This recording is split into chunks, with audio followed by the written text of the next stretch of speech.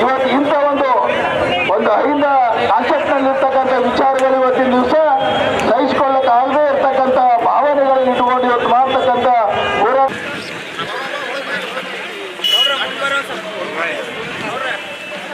ಅದನ್ನು ಮಾಡ್ತಾರೆ. ನಾವು ಹಿಂಗೆ ಸುಮ್ ಕೂತ್ರ ಆಗಂಗಿಲ್ಲ. ನಾವು ಹೋರಾಟ ಮಾಡ್ಬೇಕು, ಅವ್ರು ಎಚ್ಚರ ಕೊಡಬೇಕು. ನಮ್ಮ ಒಳ್ಳೆ ಜನ ಮಹಿಳೆಯರು ಕೂಡ ಬೆಂಬಲವನ್ನು ವ್ಯಕ್ತಪಡಿಸಿದ್ದಾರೆ. ನೀವು ಈ ಮೂಲಕ ತಿಳ್ಕೋಬೇಕು. ಅದಕ್ಕಾಗಿ ವಿಜಯಪುರ ಜಿಲ್ಲೆಯಲ್ಲಿ ಮಹಿಳಾ ಕಾಂಗ್ರೆಸ್ ಬಹಳ ಪ್ರಬಲವಾಗಿದೆ.